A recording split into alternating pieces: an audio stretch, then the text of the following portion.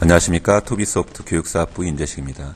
이번 시간에는 챕터 03번 기본 화면 실습의 스크립트 작성 및 서비스 호출 부분을 진행하도록 하겠습니다. 자, 아젠다 부분을 확인하겠습니다. 첫 번째 학습 목표 제시되고요. 두 번째 동기와 비동기 통신, 세 번째 조회 서비스의 호출, 그리고 네 번째 저장 서비스의 호출, 그리고 중요한 내용들을 확인하고 이번 챕터를 마치도록 하겠습니다. 자, 학습 목표. 첫 번째, 동기와 비동기 통신을 이해할 수 있다. X 플랫폼에서는 동기와 비동기 통신을 같이 사용을 하실 수가 있는데요. 이 동기와 비동기 통신을 반드시 이해를 하셔야 소스 스크립트의 흐름을 이해를 하실 수가 있습니다. 로직을 이해할 수가 있다. 자, 그리고 서버. 이전에 작업하셨던 서버 서비스를 호출을 하고 흐름을 이해를 하실 수 있어야 되겠습니다.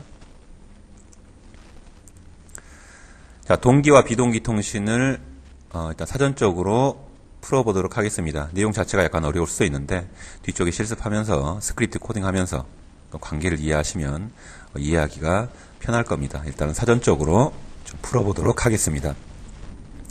어싱크 방식은 자, 트랜잭션 함수가 서비스를 호출한 후 통신 완료와 관계없이 다음 스크립트를 수행하며 리절트는 콜백 함수에서 확인 가능합니다 라고 나와 있습니다. 통신을 시도하고 응답을 기다리지 않고 그 다음 라인을 수행을 한다. 자, 그 다음에 동기 방식, 싱크 방식이라고 얘기를 하죠. 동기 방식은 트랜잭션 함수가 서비스를 호출한 후 통신이 완료되는 시점까지 대기 상태에서 리절트를 받으면 다음 스크립트를 실행을 한다는 얘기입니다. 통신을 시도를 하고 응답이 올 때까지 기다렸다가 그 이후에 로직을 수행한다. 이게 비동기하고 동기 통신의 차이라고 말씀드릴 수가 있겠습니다. 자, 서비스 연계 구성도는 자, 이전 과정에서 배우셨었죠. 간단하게 다시 한번 흐름을 보고 설명을 드리도록 하겠습니다.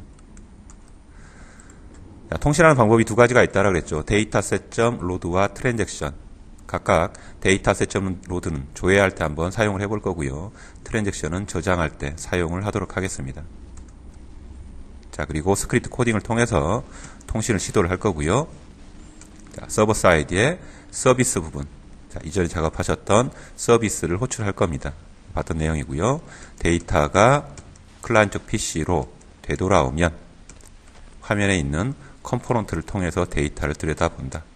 자, 저장 흐름은 지금 파란색 화살표가 반대되는 흐름으로 보시면 되겠죠. 화면에 있는 콤보라든가 에디트 박스 이런 컴포넌트를 통해서 데이터셋에 데이터를 조작을 하고 통신을 시도를 해서 서버 쪽으로 보내서 서버 쪽 비즈니스 쪽 처리, 즉 서비스 단에서 DB라든가 리거시 시스템에 데이터를 입력을 한다. 그리고 비동기 응답을 받는다. 이런 흐름을 갖고 있습니다. 자, 통신하는 기법이 두 개가 있는데 각각 써볼 겁니다. 조회할 때는 데이터셋.로드를 쓸 건데요. 데이터셋.로드는 보시다시피 데이터셋이 가지고 있는 메소드입니다. 코딩을 통해서 서버 사이드의 URL 지정을 하게 되면 자, 서버 쪽에서 데이터셋이 온다라 그랬죠. 그리고 그 데이터셋을 클라이언트 쪽 PC에 화면에 데이터셋 안에 넣어서 구성을 한다. 이렇게 읽겠습니다. 지정한 URL의 데이터셋 정보를 읽어, 즉 서버 쪽 정보를 읽어서 클라이언트 쪽에 있는 데이터셋을 구성을 한다. 이렇게 이해하시면 되겠습니다. 만약에 현재 데이터셋이 레코드를 품고 있다. 다른 데이터셋 정보를 포함하고 있다면 이전 데이터셋 정보는 클리어됩니다. 자, 이렇게 사전적으로 풀 수가 있는데요. 내 화면의 데이터셋 안에 예를 들어서 올드 레코드가 있다. 그리고 조회를 하게 되면 서버 측에서 갱신된 데이터가 오겠죠. 그러면 기존의 올드 레코드는 비우고 서버 측에 새 데이터로 대치된다. 자, 그렇게 읽으시면 되겠습니다. 단 주의사항은요. 데이터셋.로드는 하나의 데이터셋을 조회할 때 사용이 됩니다. 이전에 보여드렸던 시스템 구성도에서 X 플랫폼은 N개의 데이터셋과 변수를 서버와 주고받을 수 있다라고 말씀해드렸는데 데이터셋.로드는 오로지 하나의 데이터셋 그리고 N개의 변수만 조회할 때 사용을 합니다. 자, 그러면 조회 서비스를 작성을 해보도록 하겠습니다.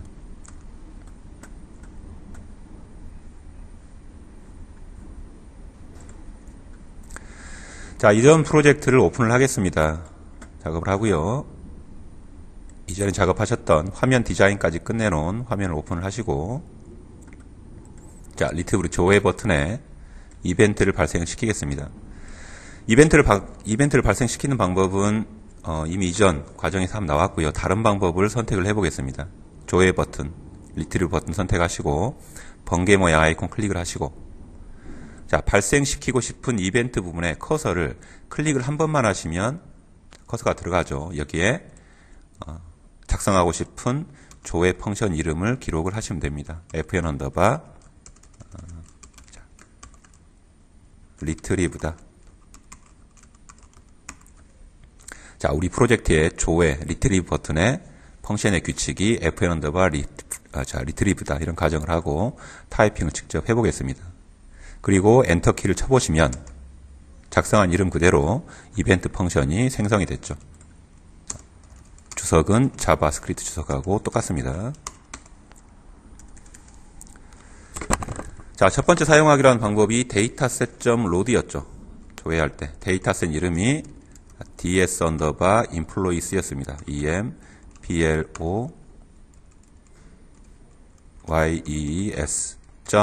employees.load 메소드니까 가로 열고 닫고 세미콜론 하시고요. 이 데이터셋 이름은 이전에 작업하셨던 데이터셋 이름하고 반드시 똑같아야 됩니다. 화면 디자인상 아래쪽에 나와 있는 메인 데이터셋 ds 언더바 employees 이 이름하고 같아야 됩니다.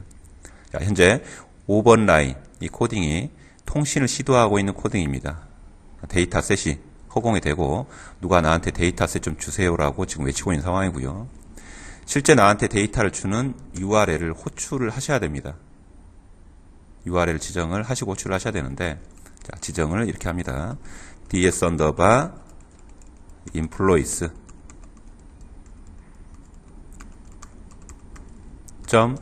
URL이라고 하는 속성을 사용을 합니다. URL, 서버 사이드에 URL을 기록을 한다. URL 값은 스트링 포맷으로 지정을 합니다. 그래서 더블 쿼테이션으로 묶으시고 괄호 안쪽에 이전에 작성하셨던 서버에 복사를 해놓으셨던 JSP를 호출을 해보도록 하겠습니다. 자, http 전 로컬 호스트로 작성이 되어 있거든요. 그래서 로컬 호스트 8080 포트. 이 부분은 여러분들이 작성하신 서버 측 URL하고 맞아야 됩니다. 반드시 맞아야 되겠죠. 로컬 호스트 기록을 저는 지금 로컬 PC에 놓고 작업을 하고 있기 때문에 로컬 호스트를 직접 적었는데, 실제 프로젝트면 서버 사이드에 와스가 위치한 프레임워크에 위치한 그런 IP라든가 IP 정보가 혹은 도메인 정보가 들어가야 되겠죠. 안에 자, edu 안에 xp 폴더 안에 employees 언더바 select.jsp를 복사를 해놨죠. employees employees 언더바 select.jsp. 자, 그럼 호출을 했습니다. 데이터셋에 나한테 데이터를 던져주는 서버 측 URL을 기록을 했고요. 그 다음에 6번 라인에서 통신을 시도를 했습니다. 지금까지 설명한 대로라면 이 화면을 실행을 시키고 조회 버튼 누르면 데이터가 바인딩된 그리드에 디스플레이가 되어야 되겠죠. 실행을 한번 시켜볼까요?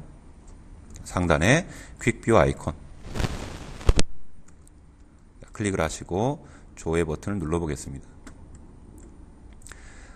자, 이 화면, 지금 화면이 가지고 있는 3개의 레코드는 더미 레코드입니다. 제가 바인딩 개념을 설명하기 위해서 만들어 놓은 레코드고요. 실제 레코드가 디스플레이 되는지를 보겠습니다. 조회 버튼 클릭. 이름은 조금 알아보기 힘들지만 제가 제 지금 PC에 데이터셋을 구성을 하고 더미 레코드를 6건을 넣어 놨습니다. 내 화면이 가지고 있던 더미 레코드, 올드 레코드는 사가지고 서버 사이드에서 새로운 레코드가 건너왔죠. 그 JSP는 이전에 우리가 작성을 했었고요. 그리고 스크립트 부분을 조금 더 보도록 하겠습니다. dataset.url에 나와 있는 이런 코딩들, 그렇게 좋아 보이는 코딩은 아니죠. 이렇게 작성을 하게 되면 나중에 서버의 포트라든가 도메인, 경로 부분이 바뀌게 되면 개발 화면들이 전부 다 바뀌어야 되는 그런 불상사가 생길 수가 있습니다. 이런 부분들을 방지하는 기법이 있는데 그 방법을 한번 써보도록 하겠습니다. 더블 쿼테이션 안쪽에 있는 내용 중에 HTTP부터 맨 뒤쪽에 JSP 파일 이름만 빼놓고 블럭을 씌우신 다음에 컷을 하십시오. 마우스 클릭 컷. 자, 그리고 화면을 저장을 하시고, 자, 왼쪽 프로젝트 익스플로러에 타입 데피니션이라고 하는 부분이 있습니다. 화면을 담는 어플리케이션 그룹이라든가 서버 측 URL 부분이 담기는 부분이다라고 설명이 됐었죠. 자, 더블 클릭을 해보겠습니다. 그리고 첫 번째 오브젝트 탭이 아니고요. 두 번째 서비스 탭을 클릭을 합니다. 이 부분에 서버 측 연결 문자일이라든가 어플리케이션 그룹들을 작성을 합니다. 하단에 Add 버튼을 누르겠습니다.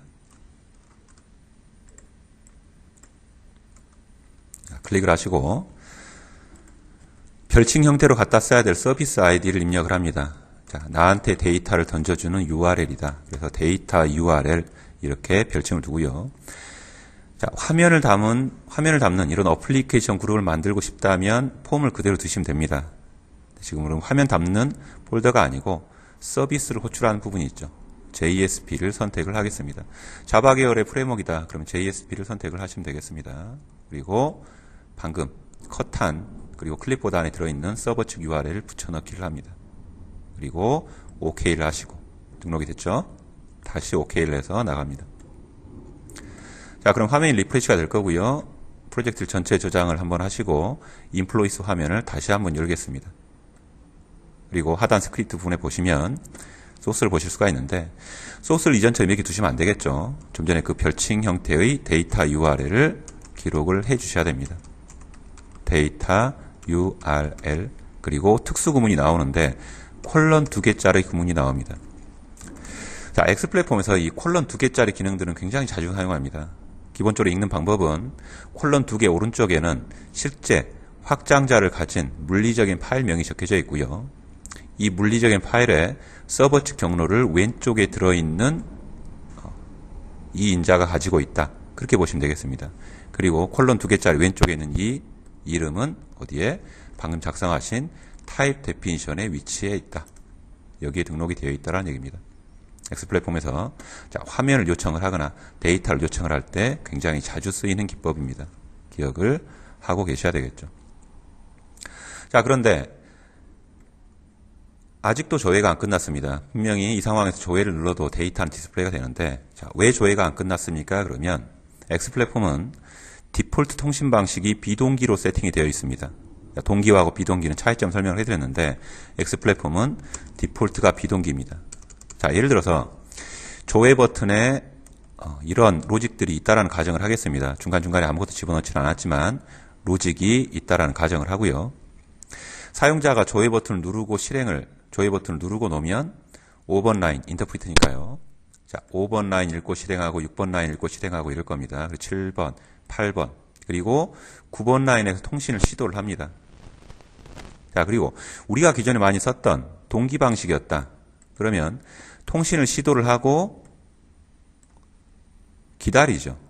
언제까지? 응답이 되돌아올 때까지. 내가 서버 측에 데이터를 요청했으면 데이터가 도착할 때까지, 혹은 응답을 요청했으면 응답이 도착할 때까지, 혹은 타임아웃이 걸려서 끊어졌을 때까지 기다렸다가 그 응답을 받고 10번 라인, 11번 라인을 수행을 하는데 X 플랫폼은 디폴트가 비동기다라고 했습니다. 9번 라인에서 통신을 시도를 하고 응답을 기다리지 않고 바로 10번 라인을 수행을 합니다. 그리고 11번, 12번. 그렇기 때문에 데이터셋.로드 아래쪽에 있는 10번 라인은 내가 요청한 데이터나 응답이 도착한 시점이다라고 사실 확신할 수가 없습니다. 왔을 수도 있고 오지 않았을 수도 있고 명확하지 않은 시점이다라는 얘기고요.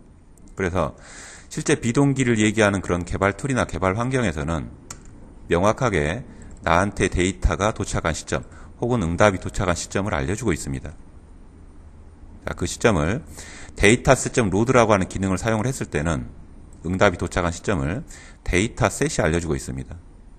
데이터셋의 이벤트에 onload라고 하는 이벤트가 있습니다. 나한테 데이터가 도착하면 이 이벤트를 자, 개발자분들께서 작성을 하셔서 응답 캐치를 할 수가 있습니다. 자, 뒤쪽 하얀 부분을 마우스로 더블 클릭을 하셔서 기본 이벤트 펑션을 만들겠습니다. 그리고 이 상황이 비동기임을 좀 보여드리도록 할게요. 실제로 데이터가 도착하지 않은 시점이다라고 주장한 부분에 제가 트레이스라고 하는 API를 쓰겠습니다. 자, 트레이스는 자바 코딩할 때 많이 쓰는 system.out.println하고 같은 내용이라고 생각하시면 됩니다. 아웃풋 출력창에 뭔가를 기록을 하겠다. 괄호 안쪽에 있는 내용을. 여기에 이런 내용을 기록을 할 겁니다. 문자열 A 그리고 ds 언더바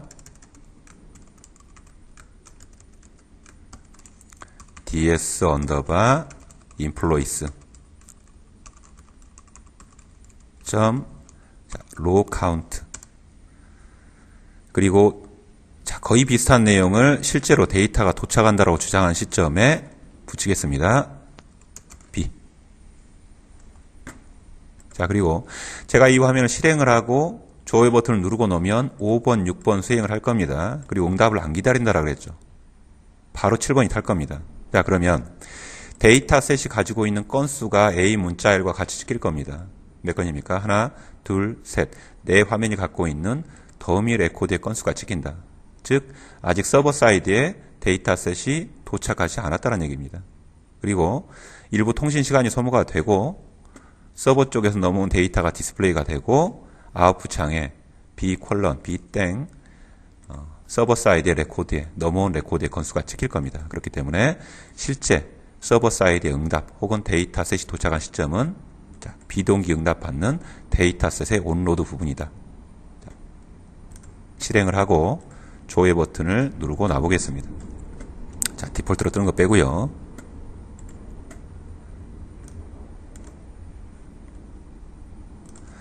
자, B라는 녀석이 디폴트로 뜨긴 했지만 현재 순서가 이렇게 떴습니다. A-3 내 화면이 갖고 있는 더미 레코드의 건수가 이 로직을 통해서 찍혔죠. 아직 안 왔다. 그리고 B 하고요. 6. 지금 데이터베이스 안에 좀 전에 보셨던 6개의 레코드가 출력이 되고 B의 내용이 찍혔죠. 그렇기 때문에 dataset.load를 사용을 했다. 그러면 메시지 처리나 후속 처리, 건수 체크 이런 부분들은 이벤트를 시도한 그 아래쪽 코딩에 기록하시면 안 되고요. 실제 응답이 도착하는 트레이스 B 시점에 메시지 처리나 후속 처리 건수 체크를 하셔야 되겠습니다. 자, 여기까지 조회 서비스 작성을 마치도록 하겠습니다.